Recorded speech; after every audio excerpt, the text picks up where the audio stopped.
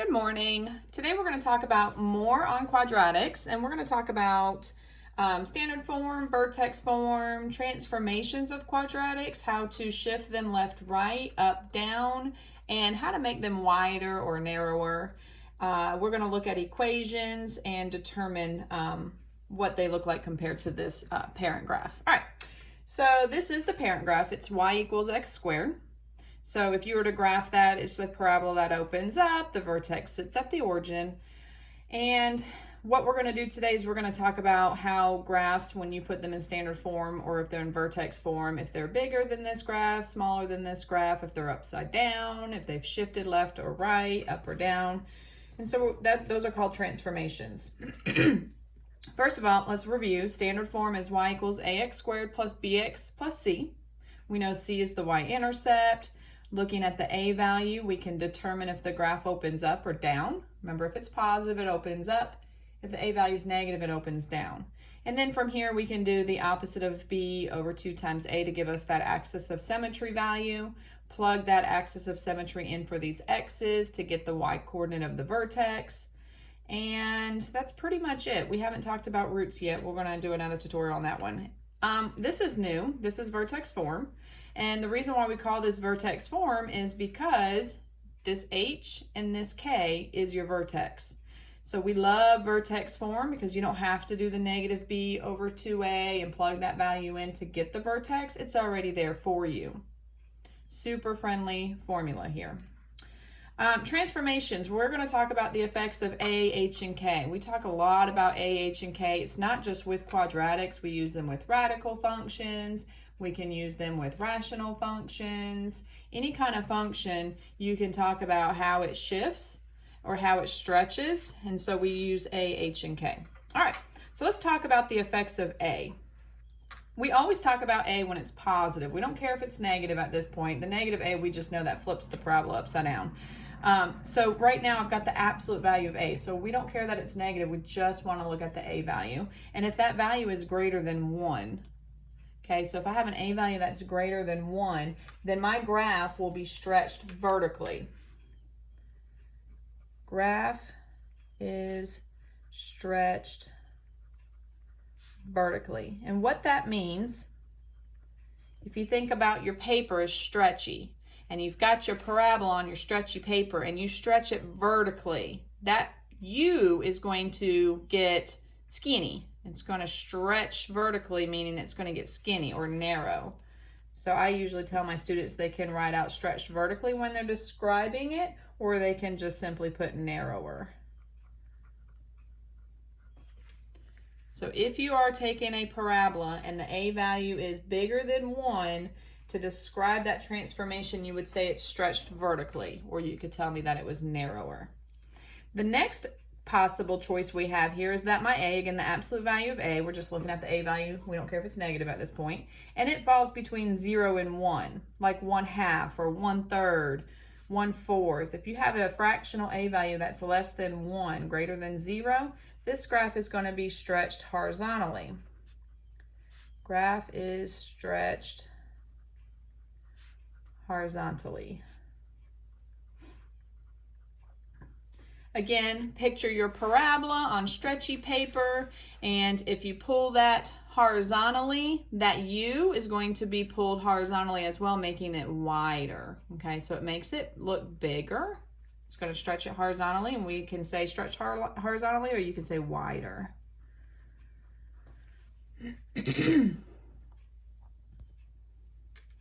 All right, and then of course, negative a, we know that just flips the graph over. So that is a reflection over x-axis. And you can just simply tell me it's been flipped. It's upside down, opens down. All right, so if a is greater than 1, it's going to stretch it vertically, making the graph narrower. And if it's between 0 and 1, then your graph is going to be stretched horizontally, making it wider. And then if the a is negative, it's just a reflection over the x-axis. It's been flipped. It opens upside down. All right, so those are the effects of a. That's what can happen to your parabola depending on your a value. Let's talk about my h value. H is the Excuse me, I have a frog in my throat.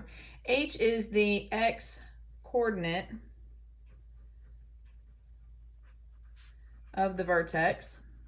So once you found your vertex, it's the x coordinate, it's the first number. It's your axis of symmetry, in other words. All right, so if h is positive, you are going to be shifting your parabola to the right. If h is negative, then your parabola goes to the left. So if you have a positive h, you're going to the right. If it's a negative h, your parabola is going to shift to the left. And that's because that vertex is going to be moving your parabola all over the place. Your k value is the y coordinate of the vertex.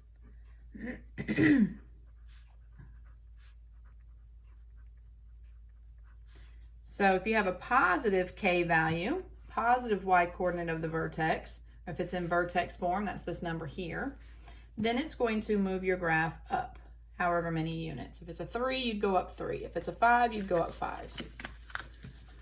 If it's a negative k, that means your graph is going to be shifting down that many units. Okay? Positive h right, negative h left, positive k up, negative k down. Pretty self-explanatory there, pretty easy to do. I'll move some of these papers, sliding out. All right, so we're going to take a look at some examples. We've got 2 examples, and they're both quadratics because they both have an x squared. This one's a little, in a different form. This is standard form. This is your vertex form. Remember, that's new to you. You have probably looked at standard form before and can recognize that that is a quadratic very easily because of that x squared.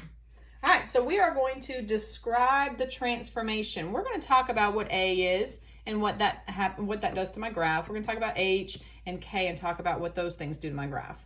All right, so in order to find H and K, that's my vertex. I don't have my vertex just popping out at me, so I need to find my vertex. I know what A is. A is pretty easy. It's that first number, so I can easily say A is 1. But we got to figure out what H is and what K is. So remember, H is the x coordinate of the vertex. Your K value is the y coordinate of the vertex. So what do I need? I need to find my vertex. Excuse me. So how do I find my vertex? You have to go back to finding your axis of symmetry, which is x equals the opposite of b over 2a. And again, it's very helpful if you label your a, b, and c.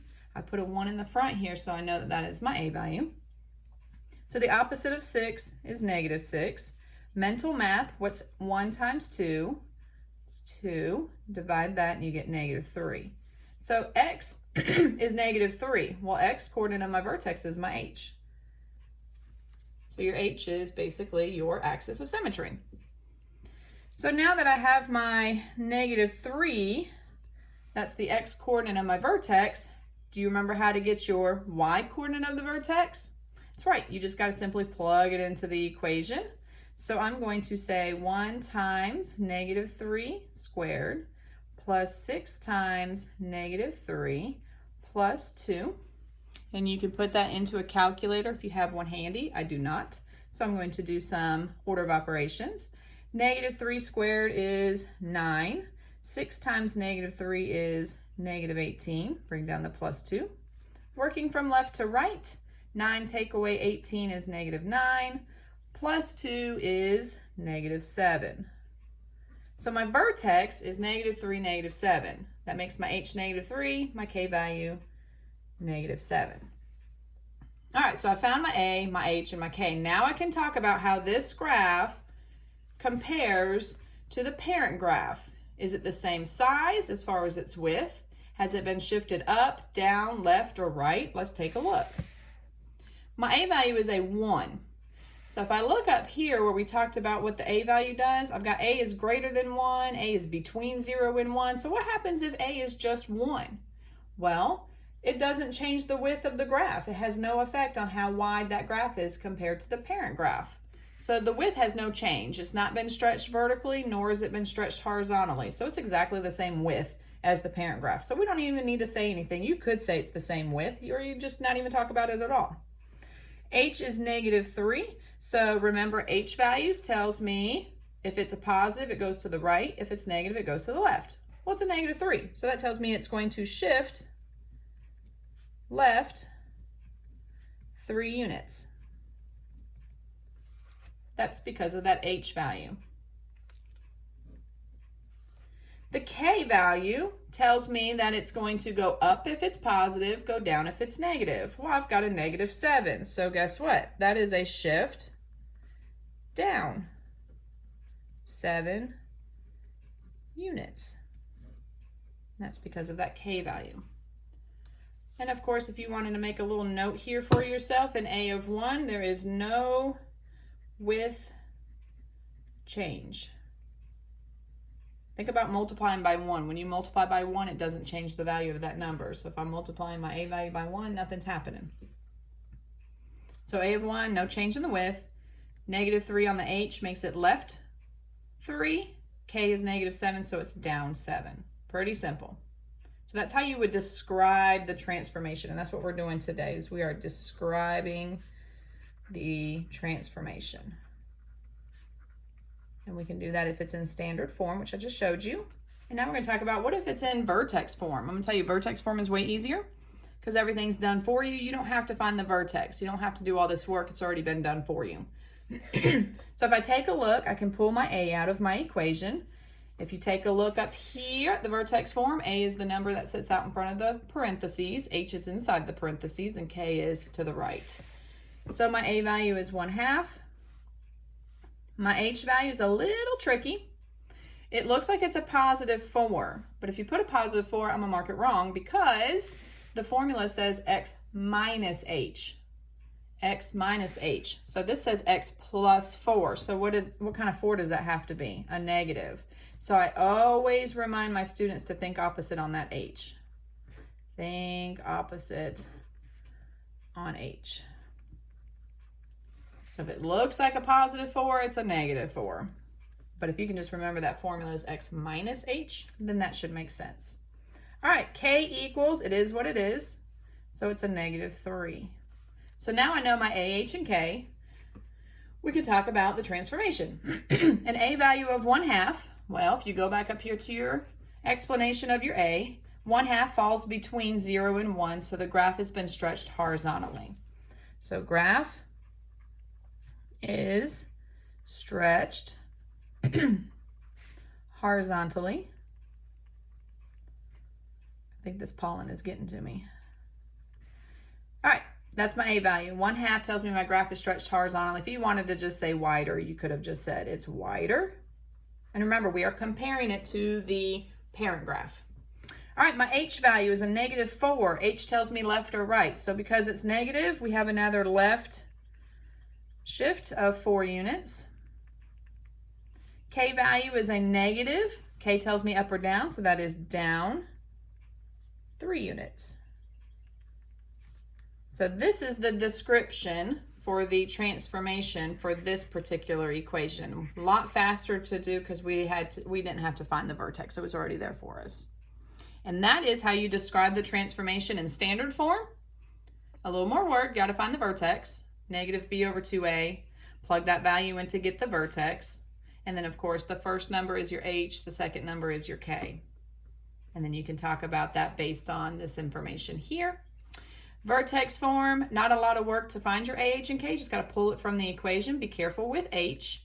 H has got to be the opposite of what you see here, so it's a -4 in this case. And then you can describe what A, H, and K is doing to your graph. So I just want to show you real quick on my graphing calculator. If I go to y equals and I put in the parent graph, the x squared, okay, and you can see that looks just like that. Origin, the vertex, has a normal width. All right. If I put in this first one, the x squared plus 6x, the first example we did. So now remember we said that it didn't change in the width and we had a shift to the left 3 and down 7. So let's see my new graph. Okay, the width is the same. And if you notice, the vertex has gone to the left 3 and down 7 units. So that is how you would visually see the change. So that is a transformation from the parent graph. So that's just an example there for my visual folks who wanted to see the change. But that is basically all we do with describing transformation. Find your A, H, and K and tell me how it affects your graph. Thank you for watching.